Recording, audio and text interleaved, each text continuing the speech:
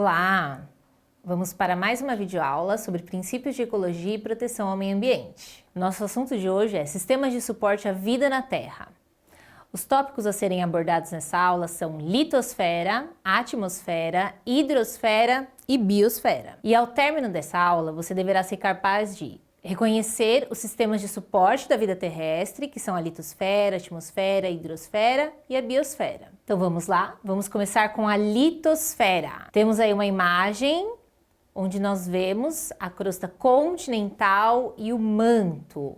A litosfera é toda a esfera terrestre que tem relação com a área interna da Terra, com magma, e que vai formar o nosso solo e as rochas que nós temos em todo o planeta Terra. A litosfera, toda a crosta continental é a parte mais fina, mas nós temos toda uma parte interna, o magma, o manto, o núcleo, tudo que vai formar a nossa crosta terrestre e que foi a primeira coisa formada pelo nosso planeta Terra. Aqui, pessoal, nós temos dois exemplos de rochas que são formadas na nossa litosfera. O granito, que é uma rocha magmática formada pelo magma, uma rocha chamada de rocha intrusiva, magmática intrusiva.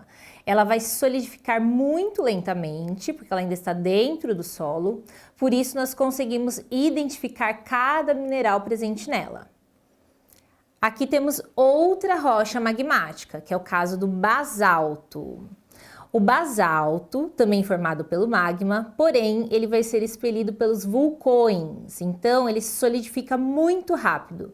Os minerais que compõem o basalto são os mesmos minerais que compõem o granito. Só que como eles se solidificam rapidamente, eu não consigo identificar cada mineral presente nele. Mas nós sabemos que temos os mesmos minerais, o feldspato, o quartzo, a mica, as duas rochas de origem magmática, as duas rochas formadas na litosfera a partir do magma. Então, muitas dessas rochas estão presentes no nosso dia a dia, a gente não percebe, mas elas estão lá no solo e muitas são usadas, inclusive, na mineração e nas nossas casas. É o caso do granito que a gente vê na pia da nossa cozinha. Então, todas formadas na nossa litosfera. E elas, a partir de um outro processo, vão formar o solo que nós conhecemos. Então, toda a litosfera, nós conhecemos muito a respeito da litosfera através da Pangeia, que é a separação, a deriva dos continentes, a tectônica de placas. A Pangeia aconteceu alguns milhões de anos atrás, mas até hoje essas placas se movimentam. Wegener estudou isso, né, e criou a teoria da deriva continental. Por isso que nós temos em alguns locais do mundo até hoje terremotos, muitas vezes vulcões que entram em erupção, porque essas placas estão se movimentando a todo momento. Nós não sentimos de uma forma constante, não percebemos, mas em alguns momentos isso pode ser percebido através da erupção de vulcão, que é o caso de rochas que são convergentes, de placas tectônicas que convergem, ou através de placas que vão se convergir e formar, por exemplo, tsunamis. Mas, em geral, nós não percebemos. Essas placas estão se movimentando e raramente a gente percebe esse movimento acontecendo. Só no caso desses fenômenos, mas os países, os locais turísticos onde isso pode acontecer, toda a população, todo o governo é preparado para orientar as pessoas e elas sabem como agir no caso de qualquer evento com o movimento das placas tectônicas. A outra esfera extremamente importante, esse outro elemento presente no nosso planeta é a atmosfera. A atmosfera são os gases que estão aí ao redor do nosso planeta, né, que estão ao redor de toda a litosfera.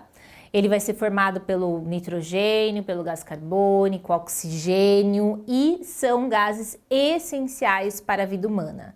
Sem esses gases não haveria vida no planeta Terra.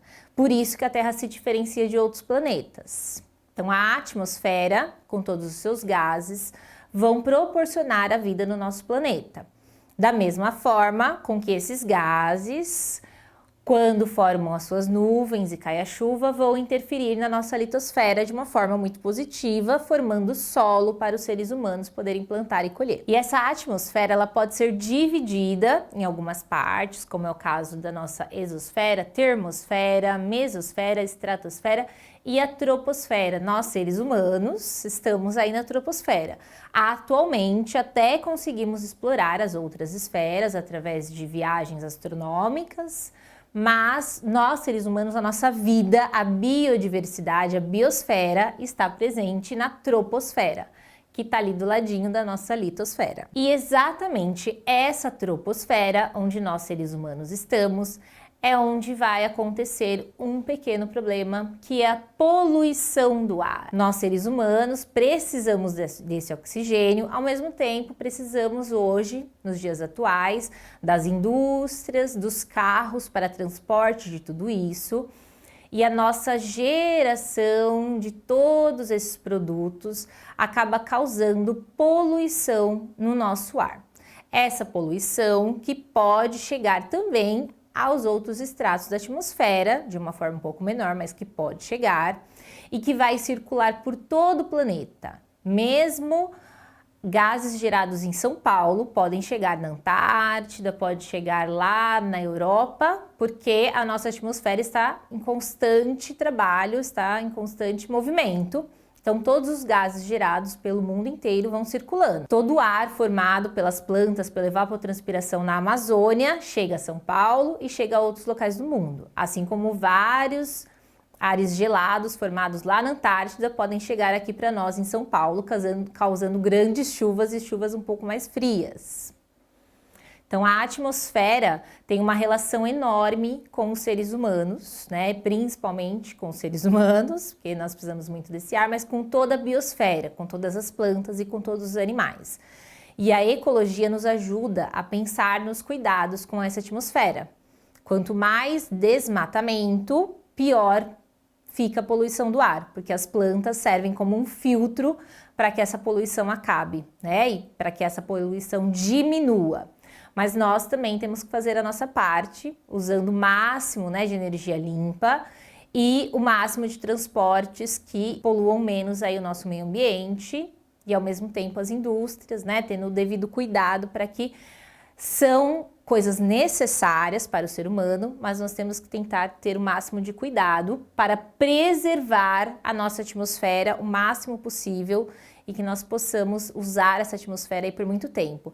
Lembrando que a atmosfera ela é toda renovável, é um tipo de energia na atmosfera aí dos gases que é renovável, nós conseguimos renová-lo graças a todas as plantas, ela, como eu falei, estão em constante circulação, mas nós devemos cuidar para que ela consiga sempre se renovar. E a hidrosfera, a nossa hidrosfera, que é formada pelos mares, pelos oceanos, pelos nossos rios, pelos nossos aquíferos.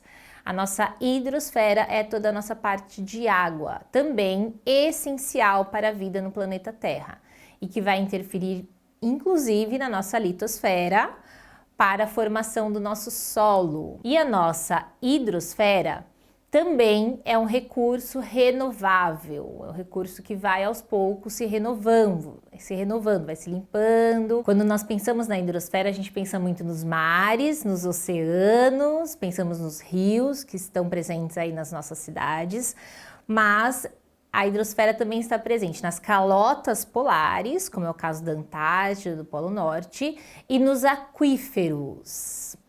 E quando pensamos em aquíferos, muitas vezes vem à nossa mente a imagem de um rio. Porém, esse aquífero está presente em rochas, como é o caso do arenito.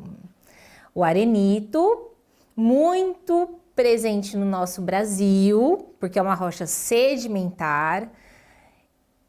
Ele tem aqui vários grãos de areia e em cada grão tem um espacinho para a água passar. E essa água pode entrar, formando então os nossos aquíferos. É o caso do aquífero Guarani.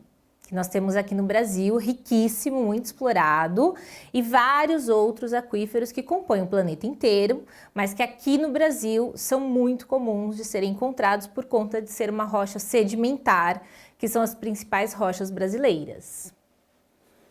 E todo esse ciclo, né, da água, toda a nossa hidrosfera vai passar pelo ciclo da água, que é um ciclo que permite que essa água se renove.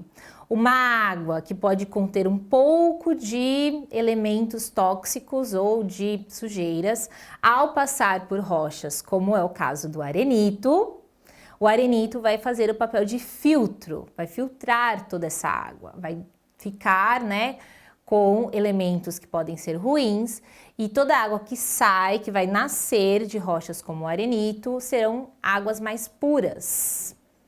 É o caso do nosso Tietê. A gente não pensa muito, a gente lembra do Tietê como um rio muito sujo, porém na sua nascente ele vai nascer de rochas como essa e ele vai nascer uma água pura. Ele vai acabar sendo poluído quando chega às cidades, onde recebe um pouco de esgoto, mas a princípio ele é um rio que nasce limpo. Então, quando pensamos na hidrosfera, temos que pensar em um elemento renovável, totalmente renovável. Cada processo de chuva renova essa água. Então, toda a água, toda a hidrosfera renovável, seja ela marinha, seja ela de rios, de mares e de aquíferos, mas que devem ser cuidados, né? O ser humano precisa continuar cuidando para que ela continue sendo renovável. A gente não chegar num patamar de não conseguir mais cuidar dessa hidrosfera. E toda a hidrosfera e toda a relação dela com os seres vivos é essencial para a ecologia e para todo o estudo da relação, porque sem hidrosfera, assim como a atmosfera, nós não teríamos biosfera, não teríamos vida na Terra. E a hidrosfera, a gente pode falar dos principais usos da água proveniente da hidrosfera para o ser humano. Primeira é o nosso uso diário em casa, na nossa rotina. Né? Utilizamos a água para limpeza, para alimentação e também para manter a vida. Sem água, nós não temos vida, né? Nós precisamos da água diariamente, assim como todos os outros seres vivos. E também utilizamos a água para o saneamento básico, para a limpeza, assim como para a produção de elementos do nosso dia a dia, as indústrias e também a ecologia, mas a agronomia, quando nós estamos falando do plantio de diversos tipos de elementos do nosso dia a dia, do nosso arroz, do nosso feijão, a nossa salada, a água está lá como um elemento essencial. Precisamos muito da água e dessa hidrosfera para poder manter. E uma outra forma de uso dessa água, muito comum aqui no Brasil, é o turismo. Né? Nós temos vários espaços brasileiros, como é o caso das nossas praias, famosamente conhecidas no mundo inteiro.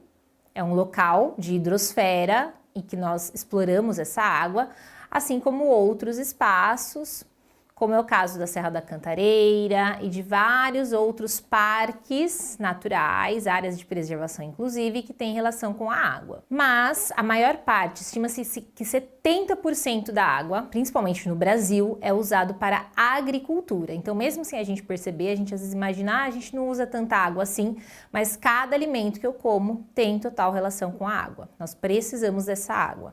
E por isso precisamos preservá-la e conservá-la. E quando pensamos em preservá-las, temos que lembrar quais são os principais poluentes. Quando a gente tem regiões de cidades onde eu não tenho tratamento dessa água, todo o esgoto vindo das residências, das indústrias e dos comércios pode causar a poluição dessa água.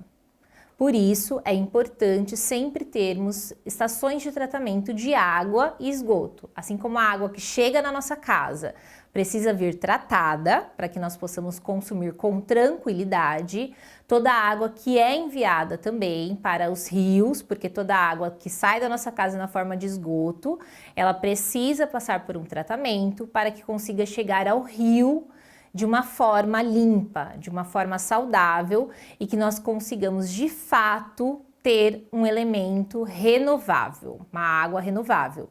Imagine em uma visita a uma praia, chegarmos numa região de foz, né, que é onde o rio deságua, com um rio totalmente sujo. Ninguém gosta de fazer turismo em um local onde a água que está ali, que você vai se divertir, que você vai aproveitar, é sujo.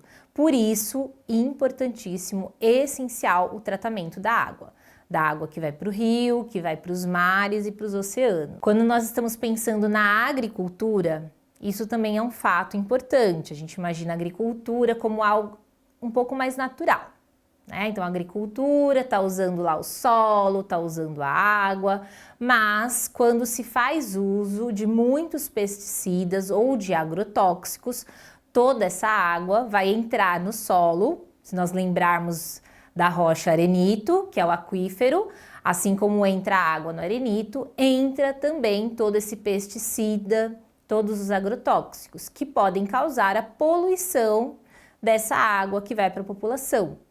Por isso, muitas vezes necessário fazer uso dessa água, né, com um pouco de agrotóxico, em alguns momentos isso é necessário, mas de uma forma consciente, para diminuir ao máximo toda a poluição deste elemento essencial para a vida, que é a hidrosfera. E quando nós pensamos em nós, em todos os outros seres vivos, nós estamos falando da biosfera, todas as plantas, todos os insetos, todos os animais mamíferos, marinhos, todos eles compõem a biosfera. E para que a biosfera exista, precisamos da atmosfera e da hidrosfera.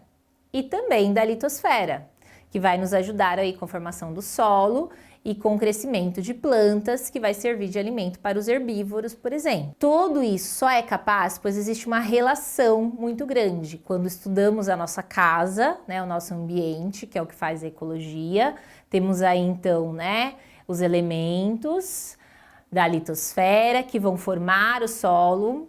Nós podemos ver aí um vulcão entrando em erupção, onde é formadas rochas extrusivas, como é o caso do basalto, e que depois, quando essa rocha começar a sofrer ali com a água, com calor e com frio, vai formar o nosso solo.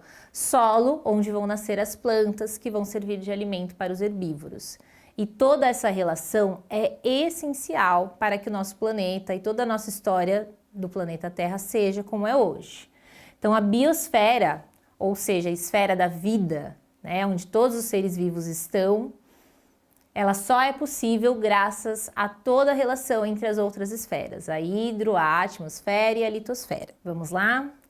Agora eu quero ver como vocês estão se saindo. Vamos fazer um exercício? Vamos ver o que vocês entenderam a respeito da ecologia. Muito bem. Então quem falou litosfera, atmosfera, hidrosfera e biosfera, acertou.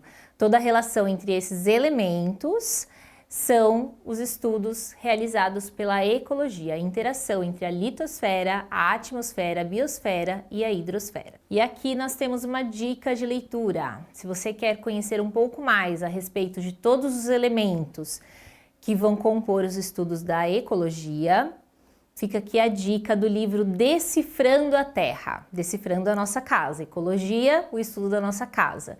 Então, para decifrar um pouco mais da nossa Terra, o livro Decifrando a Terra pode te auxiliar. Chegamos ao final dessa aula sobre os sistemas de suporte à vida na Terra. Espero que vocês tenham gostado e até a próxima aula.